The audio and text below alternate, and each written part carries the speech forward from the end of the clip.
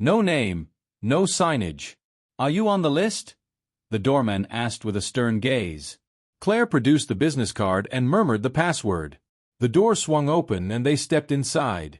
Mark noticed the lowered lighting, which immediately lent the place an air of secrecy. The lobby was bathed in barely audible lounge music. Red velvet drapes divided the space, offering privacy or a way to get lost from one another. A masked attendant stood at the front desk. Only her eyes showed, rimmed in black liner. She handed them two accessories, a black mask for Mark and a golden half-mask for Claire studded with tiny rhinestones. Welcome. The dress code is strict tonight, she said. And a reminder, no names. Emotions only. Mark echoed the words absent-mindedly and glanced at his wife. She put on her mask and checked herself in a mirror. There was a spark deep in her eyes that unsettled him. Two more guests arrived, both in elegant suits and half-masks of dark hues, something like deep green and burgundy. Behind them, silhouettes in evening gowns and tails drifted into the hall. The atmosphere was so thick with the promise of something illicit that for a moment Mark felt a burst of adrenaline. "Should we go back?" he suggested softly as they strolled down the corridor. "No," Claire replied, smiling and leaning close. "You agreed. See how extraordinary everything is here." Heavy music wrapped around the floor. Plush sofas and couches shifted. Several couples and groups sat at small tables. Everyone wore masks. Some embraced, others swayed in place. The scent of expensive perfume mingled with champagne and exhilarating uncertainty. At the entrance to the main room stood a tall man in black who looked like security. He barely glanced at Claire, checked her mask, and nodded her through. Mark felt his pulse spike, as if these people could see right through them, detect that he was inexperienced here, afraid of making a mistake, fearful of revealing a part of himself he hadn't understood before. The room they entered was more impressive still. Soft carpet ran beneath their feet, and in the center a stage and dance floor glowed under reddish lights. A band of masked musicians moved to a beat that sounded more like an ethnic rhythm than electronic house. Around the bar, those who preferred to observe lingered. Some smoked slim menthol cigarettes. Others sipped cocktails, clearly past sober. Inside, the air thrummed with sin and sensuality, with bodies intertwined in secretive glances. "Wow," Claire whispered. "It's like another world." She took Mark's hand and tugged him toward the bar. They ordered drinks. Claire asked for something exotic with passion fruit. Mark chose a more traditional whiskey-based cocktail. He noticed strangers laughing nearby, all masked. No introductions were offered, yet flirtations, small signals, and light touches seemed already to be circulating. "You have no idea how thrilling this is," Claire said, loud enough to be heard. Mark flinched. She had never spoken so openly in public. Her words pulsed through him, stirring his blood. He scanned the room. On the dance floor several men and women pressed into each other, some unbuttoning a partner's shirt, some sliding hands along waists. Their stares burned, but their faces stayed hidden. Watching all this, Mark felt a faint dizziness, perhaps from the blend of alcohol, music, and the nearly tangible current of desire in the air. Yet at the same time he felt unsteady. For someone accustomed to a rigid routine, this world felt alien and frightening. He looked at Claire. She danced with her eyes closed, as if ready to lift off. "Why don't we just sit?" he suggested, taking her arm. She opened her eyes and smiled. "Sorry, I got carried away." They moved to a small couch by the wall. Mark felt uneasy while Claire glowed with an inner light. In that instant a thought flashed through him. She's not with me anymore, even though she's beside me. The notion hit so strongly that he set his cocktail down and gripped her hand tighter, trying to reclaim contact, but she averted her gaze and said she needed to step. Parties where everyone wears masks, there's a dress code, music, and, she exhaled hard. It's a different world. People come for the experience, for the rush. "And you want us to go there?" Mark asked, keeping his tone level though his gut tightened thinking of the hazards. Colleagues, clients, judges, anyone in his circle. One compromising image online could go viral and finish his career. "Yes," she said, resolute. "I think it will jolt us. It'll be a secret we share. Something risky. A break from the everyday. Try something new. Maybe it'll reignite the spark." Mark rubbed the bridge of his nose. The plan sounded utterly insane, but there was an uncommon light in Claire's eyes, equal parts hope and challenge. He knew it was likely a terrible idea, yet refusing felt like shelving their marriage forever. From somewhere in the back of his mind, a soft voice surfaced. "You've been controlling things for so long. Maybe let go this once. Otherwise you'll lose everything." "Okay," he said at last. "Just the two of us. No experiments, just to see, right?" She smiled, though there was a palpable excitement to it. "I promise," she whispered. "No experiments." Still, the air carried the sense that by agreeing he might be signing his own undoing. The following weekend, late at night, Mark and Claire drove to the enigmatic club. The business card with the address and password sat in his wife's purse. The venue was in a fashionable part of town. The mansion's facade was dimly lit. The only sign of life was a sumptuous dark wood door beside which stood a doorman in a long coat. Behind him a neon word flickered. "Private. Away for a minute." "Okay, but not long," he murmured, watching her vanish into the dim corridor. Since Claire had said she'd go to the ladies' room, Mark sat on the couch, stirring the melted ice in his drink. The music swelled and receded, and a masked couple sat nearby, absorbed in each other, unconcerned by the fact they were effectively on display. Mark looked away, feeling restless. 15 minutes passed, and Claire still hadn't returned. He kept checking his watch. Maybe she'd taken ill, he worried, and rose to walk toward the hallway where the restrooms were. The light in the semi-darkness flickered and Baroque mirrors hung on the walls.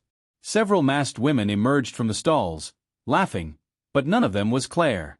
Mark's heart began to race. He walked into another wing, but found no sign of her. The corridor grew darker and some doors were shut, labeled only with Latin lettering. From somewhere came muffled voices, laughter, the rustle of fabrics. Suddenly he spotted a female figure in a golden mask, very like Claire's, moving behind a velvet curtain escorted by a tall man in a black suit and black mask. Mark quickened his pace to get a better look. The silhouette matched his wife's statue-like posture, slim hips, similar hair, but he couldn't be absolutely certain. "Excuse me," he called to a nearby guard. "I need my wife." The guard, thick-set and austere, stepped forward and pointed toward a sign. "Access by invitation only." "This area is invitation only," he said flatly. "On what grounds do you demand entry?" Mark felt panic rise. "My wife is in there," he wanted to shout, but the club's rule, "No names, just emotions," flickered through his mind. What could he do? Make a scene by shouting her full name? Draw the attention of dozens in this dim, anonymous place? He hesitated. "I just need to speak to the woman in the gold mask," he stammered, realizing how pathetic it sounded. "I can't let you in without an invitation," the guard repeated, expressionless. From behind the curtain came a woman's laugh and the sound of movement as if someone had turned the music up. Or perhaps the sound wasn't strictly music. Mark felt the hairs rise on the back of his neck. He heard a muffled moan, though whether it was real or his imagination, he couldn't tell. "Look, my wife went in there," he blurted louder than he intended. "There are no wives here," the guard shot back, looking at him with a blank stare. Mark froze. The curtain slid closed and only a golden wash remained on the floor. The woman's silhouette vanished into the room's depths. A man carrying champagne glasses passed and tossed one to him mockingly.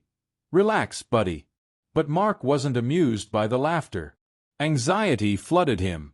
After several futile minutes trying to gain access, he returned to the public area. He sat back in his previous seat but felt the coals of worry burning beneath him. The clock told him an hour had passed since Claire had left. He searched the hall, glanced into the smoking room, even knocked on the ladies' room door, but there was no answer. Around him, revelers sank deeper into drunken, sensual abandon. Mark's chest tightened like an iron clamp. What if it wasn't her? He tried to soothe himself. How many women here wore golden masks? But his memory held the details. That same head tilt, the same shoulder line, the man leading her by the arm as if she hadn't resisted. Another hour crawled by in torturous suspense. He ordered glass after glass of water because he couldn't drink alcohol. His head was a late-night office, a tired marriage, and a secret invitation push a man from control into a dangerous, exhilarating unknown. Hello everyone. Thanks for watching. Like, subscribe, and let's go. Mark snapped the new laptop shut, feeling the tense twitch in his neck as if it were reminding him of itself. He had been holed up at the office all day, drafting a contract and getting ready for tomorrow's court appearance.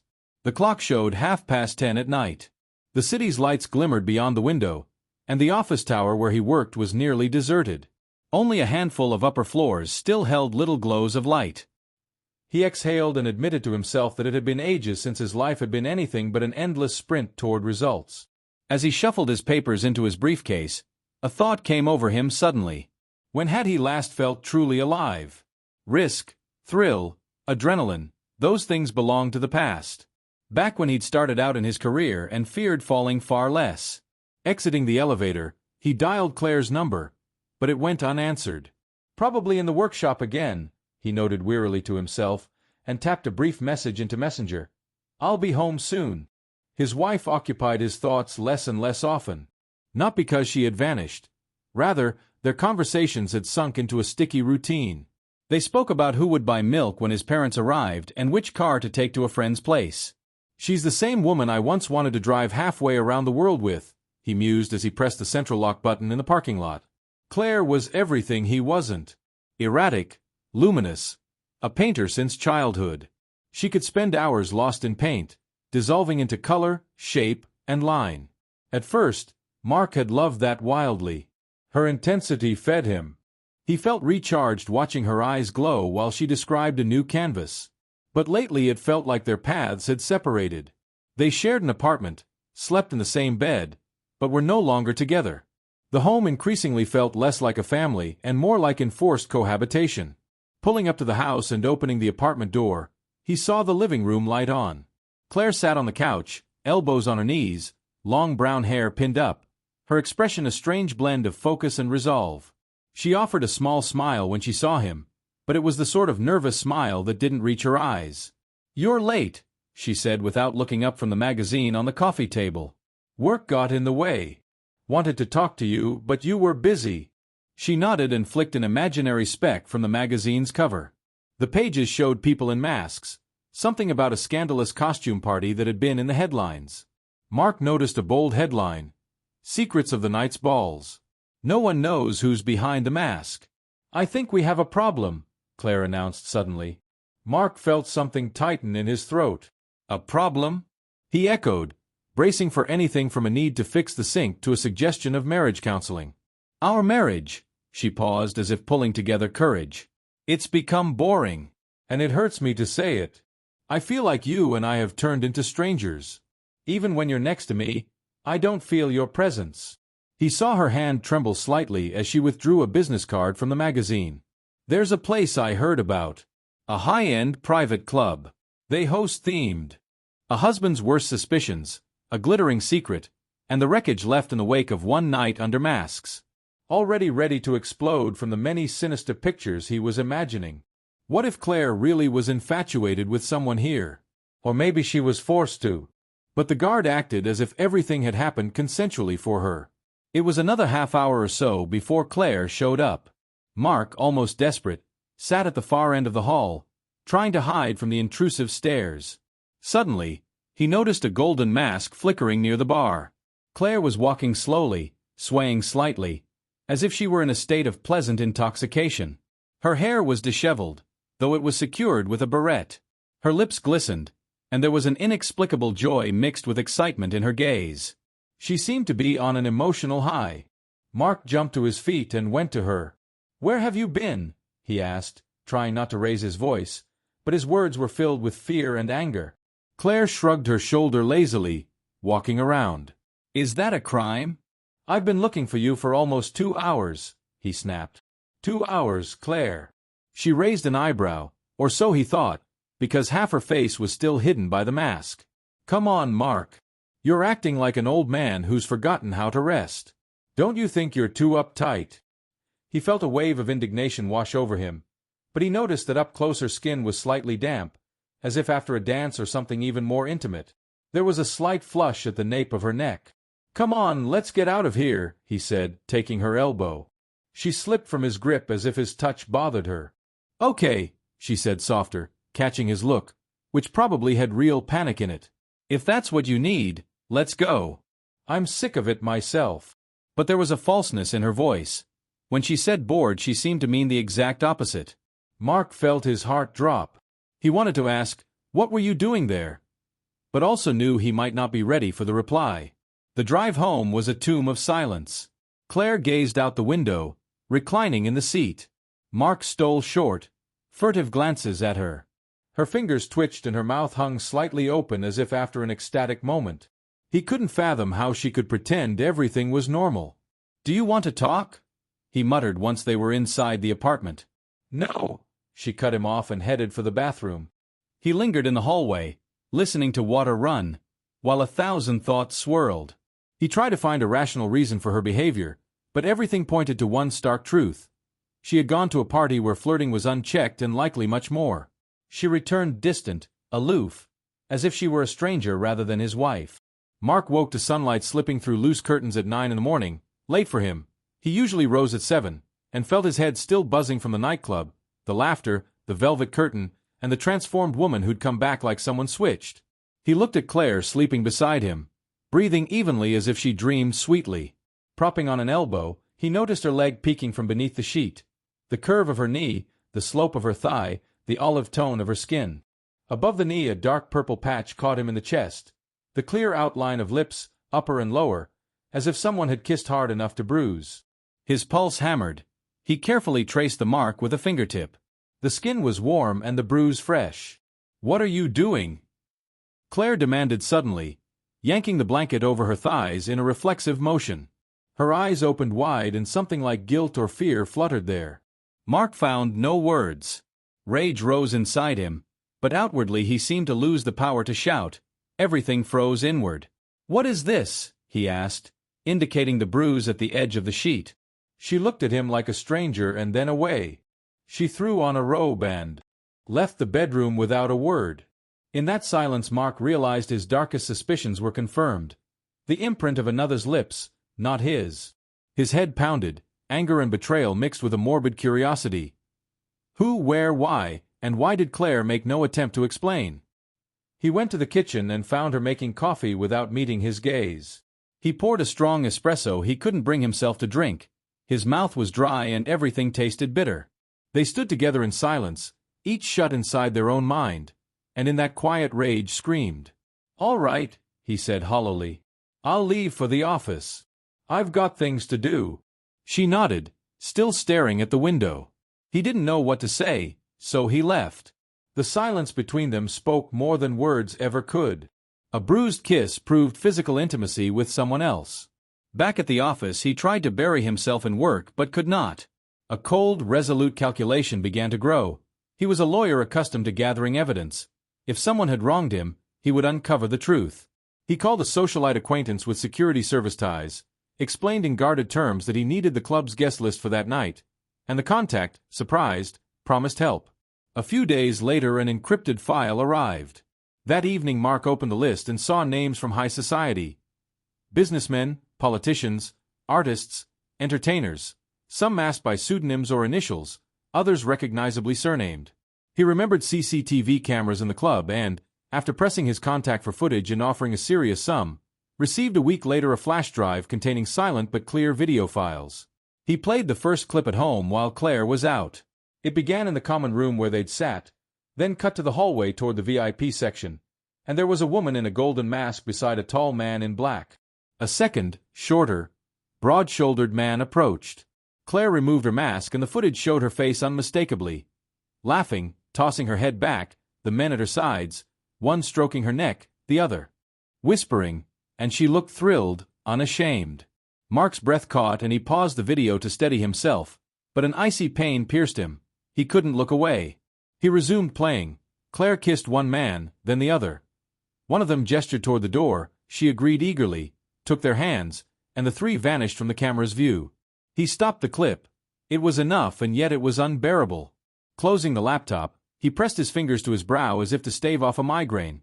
Emptiness opened inside, followed by a precise, clinical determination. He was a lawyer and now had proof. The next morning he rose earlier than usual, dressed in his best suit, and surveyed his reflection. A stony man with a drained expression. Claire still slept. He slipped on his jacket and went into the day, But before court he rang a family law colleague and, in a dry voice, laid out the situation and asked him to prepare divorce papers. No melodrama, no extra details, wording to state irreconcilable differences. The lawyer, surprised, asked no questions. By afternoon the paperwork was ready and Mark told him he would sign and file the following day. On the commute home he weighed whether to tell her directly or to present it as an inevitable fact. Recalling her recent cold indifference, he chose the latter. By evening the documents sat in a folder. When Claire returned he handed it to her without meeting her eyes. She went pale but made no scene, only whispering, "Breaking down." "Mark, is this a joke?" she asked. "No," he said. "We said we wanted to shake up our marriage. To bring back passion." "I've seen the video," he cut in, voice like ice. Two men, a hallway, a golden mask. Her gaze fell as if afraid. "You don't understand, it was just a game," she tried. "Shut up," he snapped. "Now I know what you wanted, and I don't need it." He squared himself like a man on the stand. The steely glare in his eyes showed judgment already past. Claire sobbed, faking remorse, but pity had no place left in him. The next day she received a subpoena. Mark refused to speak to her, behaving as if she did not exist. He published a column on a legal blog describing, without names, a private elite club where adultery and the ruin of families hid behind masks. The piece struck a chord and journalists pounced. Rumors spun that a high-ranking politician had been implicated. The scandal swelled. Those whose names surfaced scrambled to deny involvement, but small facts tying the time and venue stirred the pot, and anonymous sources said organizers did keep footage, some of which had already leaked online. The backlash rolled over Claire like an avalanche. Friends avoided her, the gallery that had promised to show her work abandoned the exhibition, and former supporters suddenly pretended they never knew her talent. Over 2 months Mark rarely saw her, though they still technically shared the apartment. She stayed at friends' houses, occasionally collecting belongings while sidestepping contact. The tabloids chewed on the masked night gossip with anonymous tips and invented eyewitness accounts. Claire insisted to acquaintances it had all been a game, but the game was too sordid to sell. When Mark received the court notice to finalize the divorce he felt neither elation nor sorrow, only a bleak relief that the nightmare would end. On the hearing day he arrived early, took his place among a smattering of lawyers and onlookers, and saw Claire enter with a friend, her eyes briefly meeting his with pleading and bitterness. He felt nothing but an inner freeze. The procedure concluded swiftly. The judge scanned the papers, asked about property division, and Mark, without looking up, stated they would follow the prenuptial agreement. Claire nodded, and the judge declared their marriage dissolved. Outside the courtroom Claire tried to speak. "I'm sorry. I don't know what to say. Things got out of hand. I didn't mean to ruin everything. I meant to, I don't know."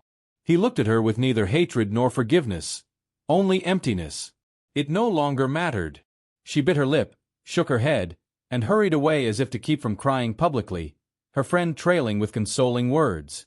Mark passed a reporter with a camera and turned away. He wanted no publicity.